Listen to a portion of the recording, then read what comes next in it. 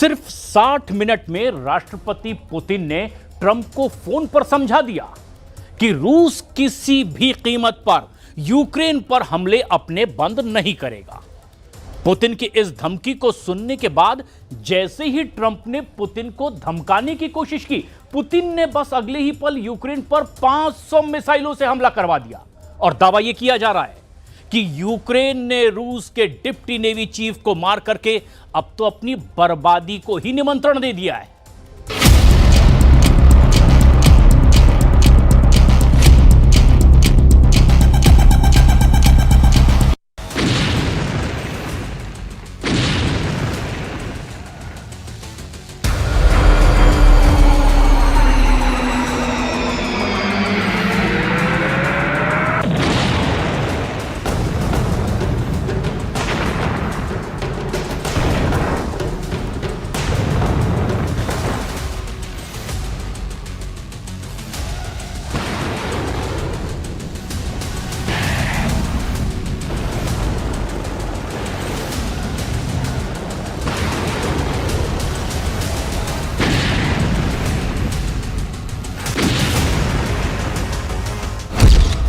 साठ मिनट तक लड़े पुतिन ट्रंप, यूक्रेन पर भयंकर हवाई हमले। 60 मिनट तक फोन पर ट्रंप पुतिन को समझाने में लगे रहे कि वो यूक्रेन पर हमला ना करें, लेकिन पुतिन ने 60 मिनट में दो टूक कह दिया कि जब तक यूक्रेन के सभी 5 इलाकों पर रूस का कब्जा नहीं हो जाएगा, युद्ध किसी भी कीमत पर नहीं रुकेगा। यानी ट्रंप की लाख कोशिशों के बावजूद यूक्रेन पर हमले तेज हो चुके हैं और ट्रंप हताश और निराश पूरी दुनिया को बता रहे हैं कि यूक्रेन जंग वो नहीं रोक पाए। दूसरी तरफ 40 महीने से ज्यादा की जंग में पहली बार ऐसा हो रहा है कि यूक्रेन को रूस की हवाई सुनामी से बचाने के लिए नेटो के जेट पोलैंड में उड़ान भरने लगे हैं। दावा किया जा रहा है कि 24 से 25 जून को हेग में हुई नेटो समिट के बाद से रूस ने यूक्रेन पर अब तक के सबसे घातक और बड़े हमले किए हैं। हम आपको दिखाने जा रहे हैं कि क्या अब नेटो रूस से सीधी जंग का मन बना चुका है। क्यों नेटो के लड़ाकू जेट रूसी हमलों को रोकने के लिए बड़े पैमाने पर मिशन पर निकल चुके हैं। हम आपको ये भी दिखाएंगे कि क्या ज़ेलेंस्की का वो दावा सही है जिसमें उन्होंने कहा कि रूस ने लगभग 4 साल की जंग में यूक्रेन पर 28,743 शाहिद ड्रोन से हमले किए हैं। हम आपको ये भी दिखाएंगे कि क्यों रूस ने अब यूक्रेन के 5 प्रांतों को नहीं बल्कि पूरे पूर्वी यूक्रेन पर कब्जा करने की जंग छेड़ दी है। सबसे पहले आप ये देखिए कि रूस इस वक्त पूर्वी यूक्रेन में कहां-कहां घातक हमले कर रहा है और ट्रंप पुतिन 60 मिनट तक फोन पर एक दूसरे पर क्यों भड़कते रहे। To President Zelensky tomorrow, early in the morning, and I'm very disappointed with the conversation I had today with President Putin because I don't think he's there. I don't think he's there, and I'm very disappointed. Well, it's not. I'm just saying, I don't think he's looking to stop, and that's too bad. Trump और Putin की वार्ता fail, 550 मिसाइलों से रूस का हमला। पिछले 7 दिनों से रूस के लगभग 50,000 सैनिक यूक्रेन के सुमे में भयंकर हमले कर रहे हैं। अभी तक जो खबरें बाहर आई है उसके मुताबिक जब से नेटो की मीटिंग शुरू हुई है उसके बाद से पुतिन ने यूक्रेन पर हमले 5 गुना तेज करवा दिए हैं। 3 और 4 जुलाई को रूस ने यूक्रेन पर तूफानी हमले किए हैं। जरा इन आंकड़ों को गौर से देखिए। रूस ने यूक्रेन पर 3 जुलाई सुबह 500 मिसाइलों और ड्रोनों से हमला कर दिया। यूक्रेन के राष्ट्रपति व्लादिमीर ज़ेलेंस्की ने दावा किया कि इनमें से 270 मिसाइलों को हवा में ही मार गिराया गया। इसके अलावा 330 शाहिद ड्रोन भी थे। इनमें से 208 ड्रोन को इलेक्ट्रॉनिक सिस्टम के जरिए जैम कर दिया गया। ये ड्रोन ईरान में बने हैं। इस हमले का सबसे बड़ा निशाना राजधानी कीव ही था। कीव के अलावा डिनिप्रो, सूमी, खार्किव, चेरनिहिव और आसपास के इलाकों को भी नुकसान पहुंचाया। कीव के मेयर विटाली क्लिट्स्को ने बताया कि इस हमले में कम से कम 23 लोग घायल हुए। और उनमें से 14 लोगों को अस्पताल में भर्ती कराना पड़ा है। इस हमले से कीव के कई इलाकों में अपार्टमेंट बिल्डिंग, दुकानें, एक स्कूल, एक अस्पताल, रेलवे लाइन और दूसरी जरूरी ढांचों को भी भारी नुकसान पहुंचा है। कीव इंडिपेंडेंस के मुताबिक धमाकों की आवाजें 3 जुलाई की रात 10 बजे से ही सुनाई देने लगी थीं और ये 4 जुलाई की सुबह तक लगातार जारी रही। Почнулося від вибухів. Спочатку жужжали шахеди, потім вибухи, потім люди почали кричати під вікнами, і вибухи шахедів не зупинялися. यूक्रेन पर रूस की हवाई सुनामी, नेटो ने उतारे लड़ाकू विमान। जरा कल्पना कीजिए, अगर नेटो के 32 देशों के लड़ाकू विमान रूस से सीधी जंग करेंगे तो क्या रूस उनका मुकाबला कर पाएगा? जरा कल्पना कीजिए, अगर नेटो के 32 देशों की आर्मी रूस के बॉर्डर में तबाही मचाएगी तो क्या रूस उनका सामना कर पाएगा? हम आपको बता दें कि ये कल्पना से ज्यादा अब हकीकत में होने जा रहा है, क्योंकि ज़ेलेंस्की का यूक्रेन रूस से सीधे मुकाबला नहीं कर पा रहा। 28 जून से अब तक रूस ने यूक्रेन पर इतने भीषण हमले किए कि अब नेटो के लड़ाकू विमान भी रूस हमलों को देखते हुए युद्ध के लिए तैयार हो चुके हैं। पोलिश सेना के मुताबिक सुबह सुबह नेटो देशों के लड़ाकू विमानों को रवाना किया गया। दावों के मुताबिक यूक्रेनी अधिकारी दावा ये कर रहे हैं कि रूस ने 3 साल से ज्यादा समय में देश पर सबसे बड़े पैमाने पर हवाई हमला किया है। पोलैंड के ऑपरेशनल कमांडर ने कहा कि रूस द्वारा यूक्रेनी धरती पर रात भर हमले करने के बाद उसके लड़ाकू विमानों ने साथ साथ अन्य नेटो विमानों को भी जमीनी हवाई सुरक्षा और टोही प्रणालियों के साथ हाई अलर्ट पर रखा है। इधर ज़ेलेंस्की ने दावा किया कि जब से जंग शुरू हुई है तब से रूस ने यूक्रेन पर 28,743 शाहिद 136 ड्रोन से यूक्रेन पर भीषण हमले किए हैं। Missile exploded right next to it. One way or another, life itself is the main target of these attacks, each one showing the true nature of Putin's war. Putin की परमाणु धमकी, atom bomb से सर्वनाश युद्ध।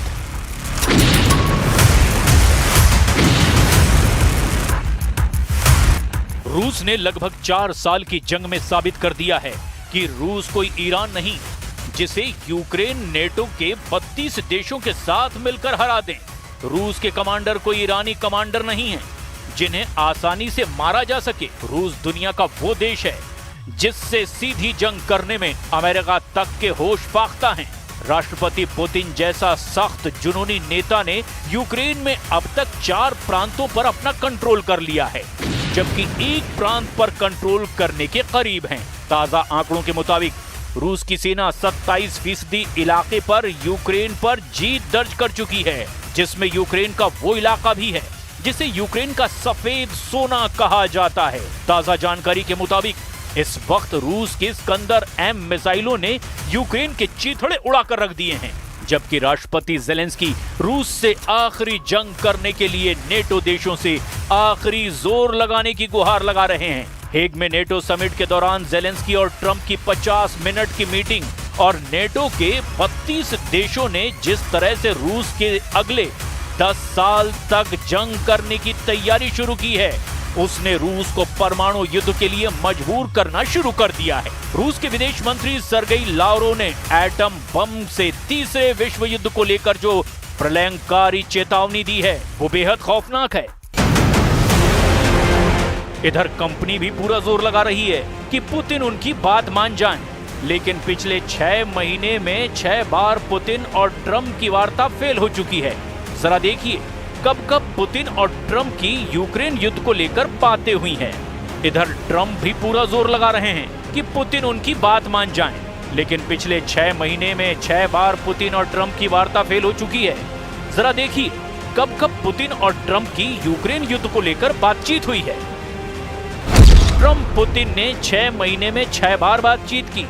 पहली बातचीत 12 फरवरी 2025।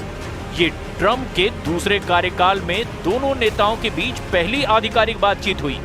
इसमें Ukraine, middle east, AI और एनर्जी जैसे मुद्दों पर चर्चा हुई। दूसरी बातचीत 18 मार्च 2025। इसमें यूक्रेन में युद्ध विराम, एनर्जी इंफ्रा पर हमले रोकने और ब्लैक सी में समुद्री युद्ध विराम जैसे मुद्दों पर चर्चा हुई। तीसरी बातचीत 19 मई 2025। ट्रंप ने यूक्रेन युद्ध खत्म करने की कोशिश की, लेकिन पुतिन ने तत्काल युद्ध विराम से इनकार कर दिया। रूस ने एनर्जी इंफ्रा पर हमले रोकने की सहमति दी। चौथी बातचीत 4 जून 2025। यूक्रेन के रूसी एयरपोर्ट पर ड्रोन हमले और ईरान के न्यूक्लियर प्रोग्राम पर चर्चा हुई।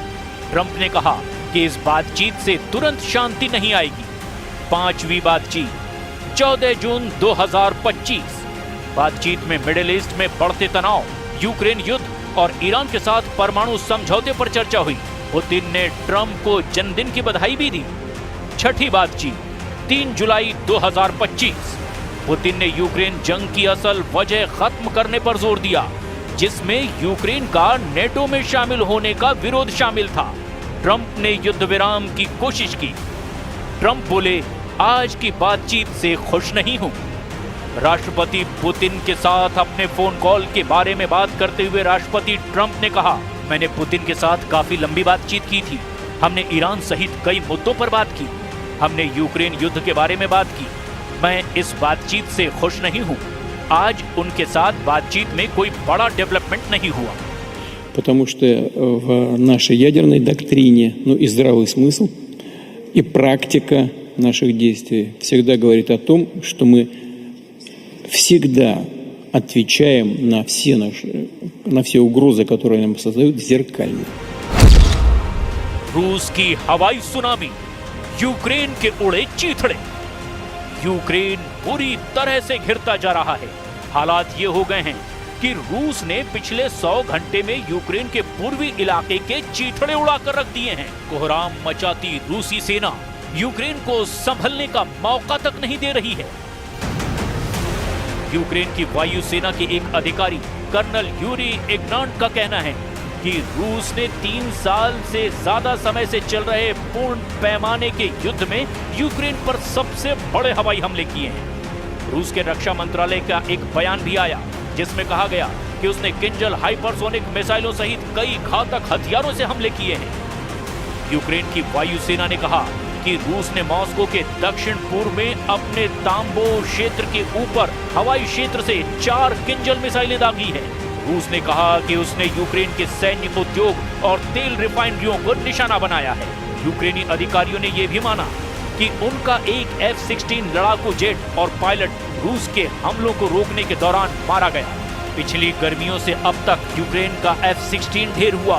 यूक्रेनी पायलटों के भी मारे जाने की बात स्वीकार की गई। ज़ेलेंस्की ने कहा कि रूस ने पिछले सप्ताह यूक्रेन पर 114 से ज्यादा मिसाइलें, 1270 से ज्यादा ड्रोन और लगभग 1100 ग्लाइड बम दागे हैं। 24 फरवरी 2022 अब तक रूस यूक्रेन के 1,61,000 वर्ग किलोमीटर इलाके पर कब्जा कर चुका है। ये यूक्रेन की कुल जमीन का लगभग 27% हिस्सा है।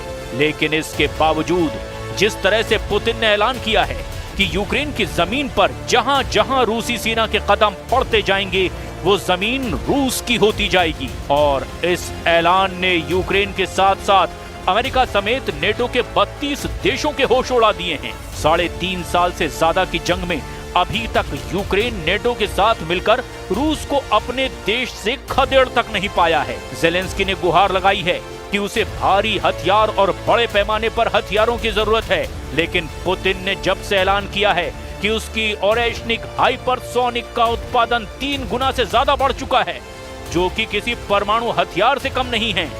इस खबर ने नेटो के होश उड़ाकर रख दिए हैं। Gemeinsam künftig 3,5% unseres BIP für unmittelbare Verteidigungsausgaben aufwenden. Das gibt uns die notwendigen Fähigkeiten, um wirkungsvoll abzuschrecken.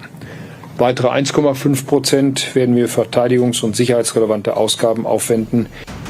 अब देखना ये होगा कि अगर नेटो रूस से सीधी जंग में उतरता है तो रूस नेटो का मुकाबला कैसे करता है।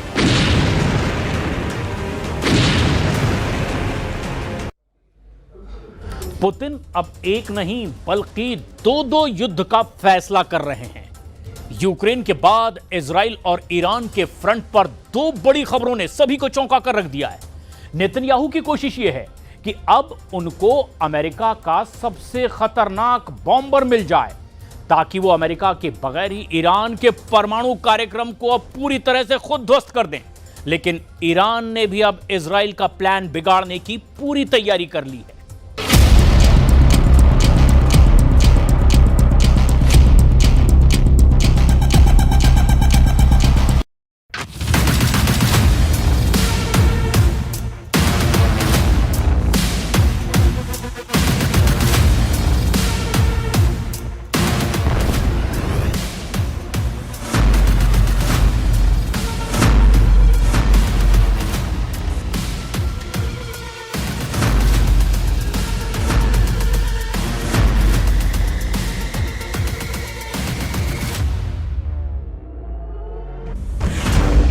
क्या ईरान पर अब ऐसे धमाके होने वाले हैं? क्या ईरान पर हमले के लिए नेतन्याहू को दुनिया का सबसे खतरनाक हथियार मिलने जा रहा है? तेहरान में ये धमाका और रेड लाइट पर खड़ी कारों के उड़ते हुए चीथड़े।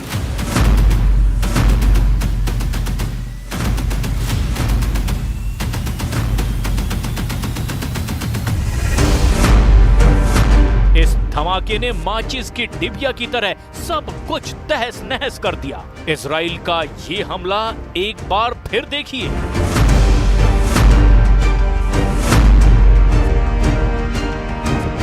इस धमाके को देखकर किसी के भी रोंगटे खड़े हो जाएंगे। ये तेहरान पर हमले का वीडियो है। अब इजराइल इस धमाके से 10 गुना ताकत वाला ब्लास्ट करना चाहता है। ऐसा सिग्नल अमेरिका से मिल चुका है, क्योंकि अमेरिका में डिमांड उठ रही है कि B-2 बॉम्बर अब इजराइल को दे दिया जाए। अमेरिका के 2 सांसदों ने एक विधेयक पेश किया है जिसके मुताबिक अमेरिका के राष्ट्रपति के पास इजराइल को दुनिया का सबसे खतरनाक बम GBU-57 और उसे लॉन्च करने वाला विमान देने का अधिकार होगा। ये सांसद हैं डेमोक्रेट जॉश गॉटहाइमर और दूसरे हैं रिपब्लिकन माइक लॉलर। दोनों ने जो विधेयक पेश किया है उसका नाम है बंकर बस्टर एक्ट। इस एक्ट के तहत वो चाहते हैं कि इजराइल को स्टेल्थ बॉम्बर B-2 दे दिया जाए, साथ में दुनिया का सबसे खतरनाक बम GBU-57 भी दिया जाए।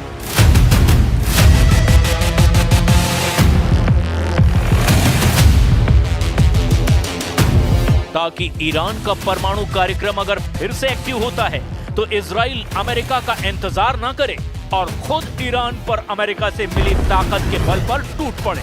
यानी जहाज अमेरिका का होगा और टेक ऑफ इजराइल के एयरबेस से करेगा और यहीं से उड़ान भरकर वो ईरान में कोहराम मचाएगा। मकसद साफ है, ऐसे धमाकों से 10 गुना ज्यादा तबाही मचाने की ताकत इजराइल को मिल सकती है। अमेरिका ने 22 जून को ईरान के फोर्डो परमाणु साइट पर B-2 बॉम्बर से हमला किया था। इस दौरान स्टेल्थ बॉम्बर B-2 ने फोर्डो परमाणु अड्डे पर GBU-57 बम से वार किया। अमेरिका ने दावा किया कि उसके इस बम ने 300 फीट की गहराई में जाकर फोर्डो परमाणु साइट को पूरी तरह से खत्म कर दिया। इस स्ट्राइक में फोर्डो पर 14 बम गिराए गए। यानी अमेरिका ने 7 B-2 बम वर्षक इस मिशन में शामिल किए। लेकिन 12 दिन के युद्ध का नतीजा ना इजराइल के पक्ष में आया न ईरान के पक्ष में। 12 दिन के सीज फायर के बाद ईरान पर इजराइल के हमले बंद हुए और इसी तरह इजराइल के शहरों पर ईरान की मिसाइलों की बारिश भी बंद हो गई। और फिर ये सवाल उठने लगा कि क्या वाकई ईरान के परमाणु ठिकानों पर अमेरिका और इजराइल का ज्वाइंट ऑपरेशन कामयाब रहा? लेकिन अब यही बात बंकर बस्टर एक्ट में दोहराई जा रही है। डेमोक्रेट जॉश गॉटहाइमर और रिपब्लिकन माइक लॉलर दोनों सांसदों ने कहा कि बंकर बस्टर एक्ट से इजराइल किसी भी वक्त ईरान पर सबसे खतरनाक हमलों के लिए तैयार रहेगा और इससे अमेरिका की भी सुरक्षा मजबूत होगी। हालांकि बंकर बस्टर एक्ट जैसा विधेयक पहले 2022 और 2024 में भी लाया गया था ताकि इजराइल को अमेरिका की बंकर बस्टर और स्टेल्थ बॉम्बर वाली ताकत दी जा सके। लेकिन दोनों ही मौकों पर यह विधेयक कामयाब नहीं हो पाया। लेकिन ईरान पर 22 जून को हुए बंकर बस्टर वाले हमले ने अमेरिका के अंदर फिर से बहस छेड़ दी है और अब वो बंकर बस्टर एक्ट से इजराइल को 10 गुना ताकत देने की तैयारी शुरू हो चुकी है। ईरान पर हुए हमलों के बारे में इजराइल के एक पायलट ने बताया है, लेकिन इस शर्त पर कि वो अपना चेहरा नहीं दिखाएगा। ये इजराइल का लड़ाकू पायलट मेजर बी है, जिसने ईरान पर हुए एयर स्ट्राइक में लगातार हिस्सा लिया है।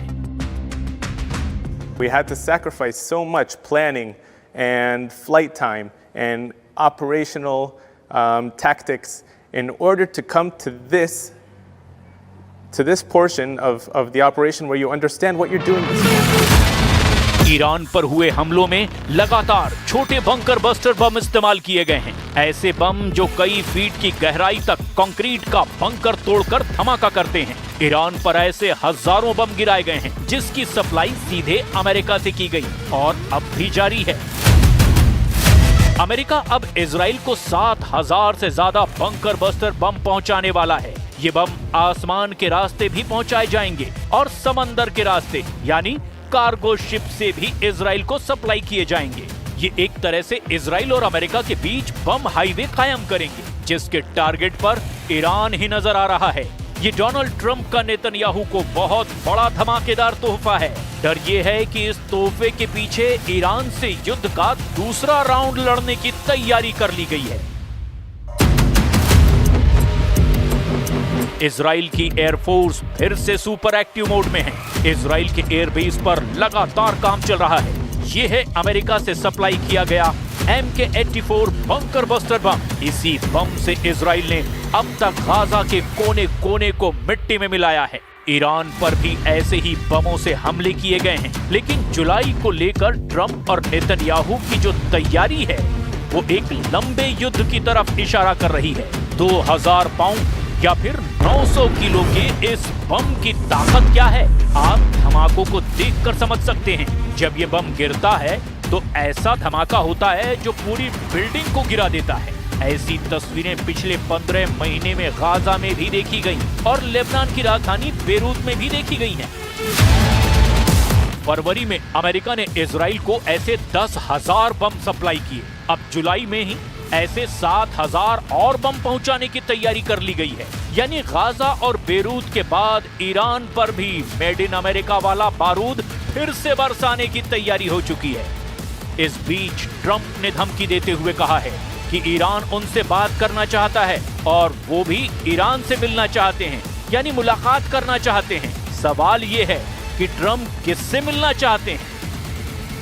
And we just did a really great job. And then, of course, you cap it off with the hit, the perfect hit in Iran, where they were talking awfully badly, you know, death to America, death to Israel. They were talking awfully badly, and they're not talking badly anymore, to be honest with you. And we might even meet with them and see if they want to meet. They want to meet, and we'll see if we can do something. But they want to meet. I think they want to meet very badly.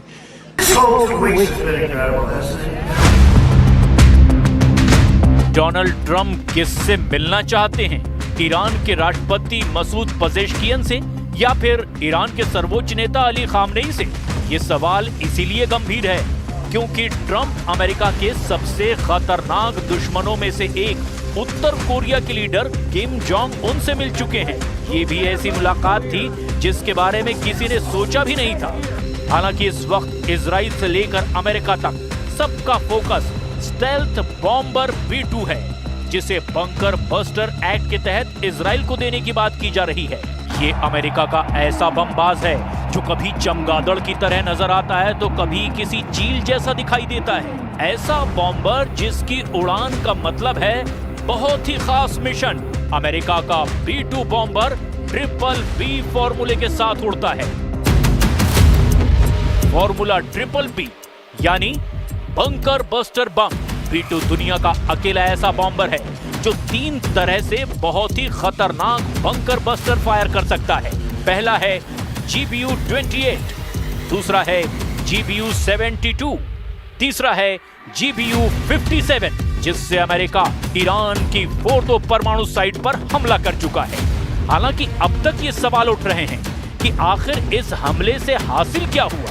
क्या Trump Iran के परमाणु कार्यक्रम को पूरी तरह मिट्टी में मिलाने में कामयाब रहे या फिर सब कुछ एक दिखावा साबित हुआ? क्योंकि रूस भी अमेरिका की इस सर्जिकल स्ट्राइक की सफलता पर सवाल उठा चुका है। इन 12 दिनों में ईरान झुकता हुआ नजर नहीं आया। 13 जून को इजराइल ने ईरान पर हमला किया था। ये हमले 12 दिन तक चले और इस दौरान इजराइल ने ईरान के टॉप कमांडरों से लेकर उनके बहुत ही खास वैज्ञानिकों पर भी हमले किए। 12 दिनों के युद्ध में इजराइल की एयरफोर्स ने करीब 900 टारगेट्स पर बमबारी की। इनमें 1500 जगह ऐसी थी जहां करीब 4500 बम गिराए गए। इन हमलों में 370 स्ट्राइक लड़ाकू विमानों से की गई, जबकि बाकी हमले ड्रोन से अंजाम दिए गए। All of the Israeli defense operations, and specifically the Israeli Air Force operations, are carried out legitimately. We are targeting threats that are threatening civilians, they're threatening the state of Israel. So every bomb that we place and every missile that we place has an end goal, and that is a target and a military target at the end of the day. इसमें कोई शक नहीं कि Iran के आसमान में Israel की वायुसेना की पूरी मनमर्जी चली। नेतन्याहू के ऑर्डर पर तेहरान से लेकर तबरीज और एस्फान से लेकर खुर्रमाबाद तक इजराइल के बंकर बस्टर बमों ने ईरान के हर डिफेंस को चारों खाने चित कर दिया। लेकिन इन 12 दिनों के युद्ध का दूसरा सच ये भी है कि ईरान की मिसाइलों ने इजराइल के शहरों को पूरी तरह से तबाह करके रख दिया। तेल अवीव से लेकर हाइफा और बेन गुरियन एयरपोर्ट से लेकर नेवातीम एयरबेस तक ईरान की मिसाइलों ने इजराइल के एरो और आयरन डोम जैसे डिफेंस सिस्टम को पूरी तरह कबाड़ वाली मशीन साबित कर दिया।